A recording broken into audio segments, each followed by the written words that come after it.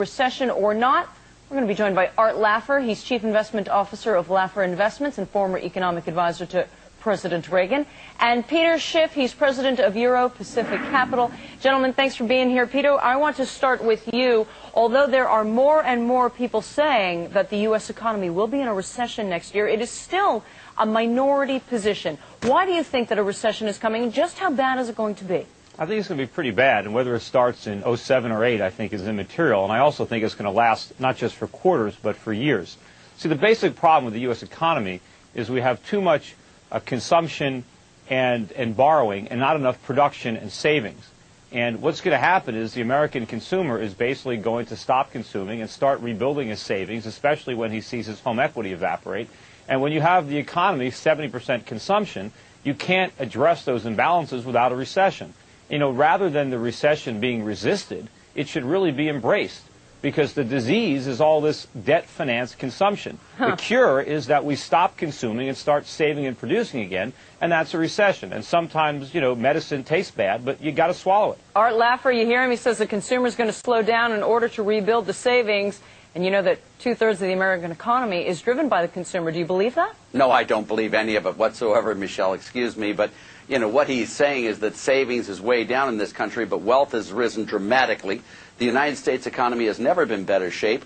There is no tax increase coming in the next couple of years. Monetary policy is spectacular. We have freer trade than ever before. And not only that, but there are no incomes policies things here. I think Peter's just totally off base, and I don't think it's going to be... I mean, I just don't know where he's getting his stuff. Well, one of us is off base, but it's definitely not me. I mean, it's not wealth that's increased in the last few years. We haven't increased our productive capacity. All that's increased is the paper values of our stocks and real estate. But that's not real wealth, no more than the NASDAQ was wealth. When you see the stock market come down and the real estate bubble burst, all that phony wealth is going to evaporate. And all that's going to be left is all the debt that we accumulated to foreigners. Peter, I'm going to take a bet with you on this one. I'll bet you a penny on this one that if you'll sign a letter saying that if you're wrong, you'll sign a letter that you were wrong to me in this, but you're just way off base. There is nothing out there that tells us we're going to have a nice slowdown, but it's not going to be a crash. All right, let me ask you this. I'll bet you a lot more than a penny. Big question. Will homes be worth more or less in 2007? Tom, what do you think? You're going to see prices go up about 10%. Here's why. Because you're going to come into a regular, normal market, and in regular, normal markets, that's about what kind of appreciation you get. Home prices up 10% in the coming year. Peter, what do you say? Well, today's home prices are completely unsustainable. They were bid up to these artificial heights by a combination of temporarily low adjustable rate mortgage payments, by a complete, absence of any lending standards, and by speculative buying. And what's going to happen in 2007 is a lot of these artificially low ARM payments are going to be reset upward. You're going to start to see both the government and the lenders reimposing lending standards and tightening up on credit. And you're going to see a lot of the speculative buyers turn into sellers. And these sky-high real estate prices are going to come crashing back down to earth. First of all, I have no idea what Peter Schiff is talking about. I agree with Tom. I think they're going to be probably up to about 10%. What artificial lending standard are you talking about? What's word to Peter? Most of the profits that people have in real estate are going to vanish, just like the profits in the dot-coms in 1999-2000. It's a fantasy. People can't sell their house. The inventories are exploding all over the country. Houses are on the market for 6 months a year. There's no bidders. The prices are going to fall through the floor. You guys are deluding yourself. We heard it loud and clear from all of our panelists. We thank you very much. And Stein, you say this could be a perfect storm for buyers. What do you mean? I mean that the credit crunch is way overblown. The financials are being given away. They're so unbelievably cheap. Many of the resource companies have gotten really whacked and are cheap at this point. The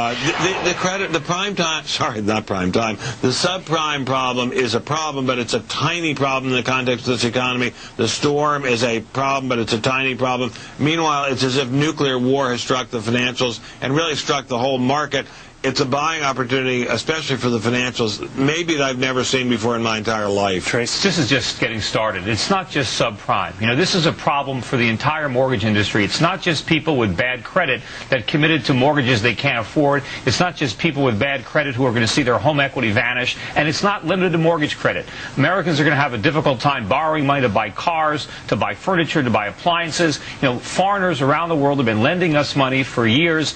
They're now finding out that we can't afford afford to repay. This is going to be an enormous credit crunch. The party is over for the United States. We cannot continue borrowing to live beyond our means and consuming foreign products. It's you must over. be a laugh right at a party. Huh? No, I'm pretty fun at parties. Okay. I don't just talk about this. Dollars down. But subprime is tiny. Subprime is a tiny blip. It's not tiny, and again, it's not just subprime. It's the entire mortgage market, right? All right. Well, Tracy, you're disagreeing with. Simply wrong. Well, you're simply wrong about that. No, I'm not. You're simply wrong. To Ben's point, defaults for the whole mortgage market are tiny. No, but it's good. Just give it time. Wait till all these mortgages reset. Wait till people realize. So you're saying it's going to be yet to come. Charles, you were just speaking. What do you think? I think volatility is going to be here until we can look at the books of major financials, so that means until the next round of earnings, but I think the worst is over. Ben? Well, I think stocks will be a heck of a lot higher a year from now than they are now. Tracy? Yeah, but we have more volatility to go, at least through September. Stuart? The big banks, the central banks, still have plenty of big guns to fire. They'll fire them when necessary. The worst is over. Peter, I guess razor blades are in order? The worst is yet to come. The fundamentals are not sound. They're awful. If the fundamentals were sound, we wouldn't be having these problems. All right, fair and balanced. You get to buy blue chip stocks at discount prices, but our pros say you can do that right now. It's time to get more for your money. Ben, what have you got, my friend? Well, the financials, as I keep saying, are just super bargains. I particularly like Merrill Lynch, which is an astonishingly well-run company. You know, a couple of days ago it was trading at barely more than 7 times earnings. Financials typically trade at a low P, but this is a joke. This stock is, they might as well be putting it in cereal boxes and giving it away. That's how cheap it is. Charles, what do you think of that? Yeah, I like the financials too. Merrill isn't my top pick in the group. I think Bear is probably the cheapest, although the riskiest, and some of the others are better. But, you know, the financials are a great place, absolutely. So what are you doing, Charles? I, again, like Ben, like the financials. I like Goldman Sachs. It's like getting Dolce & Gabbana on sale. This is the creme de la creme of Wall Street. It's cheap. Isn't it still up substantially year over year, though? It is down, and it's probably actually going to go further, and I think that people should start nibbling at this thing. Peter, what do you think of that? Look, stay away from the financials. They're toxic. They're not cheap. They're expensive. You think Wow, they're at you well, let me finish. So pessimistic. Let me finish. You think they're at low PEs. They have no earnings. Their earnings are going to disappear. I remember They have no earnings. Their earnings are huge. Ben, last year when people were talking about last year when people were recommending home builders and they were talking about they're at 5 or 6 times earnings, I said those earnings are fantasy. They're not going to be here. Fantasy about that. No, I'm talking. No, there's a lot of losses coming up in the future. These financials are going to get hit, and they're going to get hit hard. Don't believe what these forecasts are for future. No, it's not. They're going lower. All right, Peter, I wish we had more time with you. I know you want to continue that expose on Santa Claus. Peter, you agree with that? Well, I think it's going to be an issue, but I think the economy in general is going to be a bigger issue. I think certainly by November it'll be obvious to just about everybody that we're in a pretty severe recession. I think a lot of the voters already know that. Just some of the people here in Wall Street haven't figured it out yet. But I think that the recession, the economy in general, is going to be a much bigger issue. And unfortunately, I think, you know, it's not tax cuts that we need. We really need a lot of spending cuts. The government has to cut spending because if they cut taxes and then just print the difference, what we get is inflation instead. So we have a little bit more money in our paychecks, but we have to pay a lot more for food. We have to pay a lot more for energy. And, of course, eventually we're going to see a big increase in interest rates as a result of all this inflation. Right, Charles, the crystal ball. Well, you know, if it's between boom and bust, I'll go with boom. I know the first half of the year is going to be tough. There's no doubt about it. But I think by the second half of the year, all these interest rate cuts will work their way through the system. Obviously, I think the housing market will be a lot better than it's been in 2007. The auto market, jobs, unemployment about 4.7%. And I think, Peter, inflation is going to be held in check. What do you like, Charles? Washington Mutual, and I'll add the caveat up front. This is a high-risk play, right? We're catching a falling knife. No kidding. What do you got for us? Well, I think in general people should stay away from stocks. It's going to be another bad year.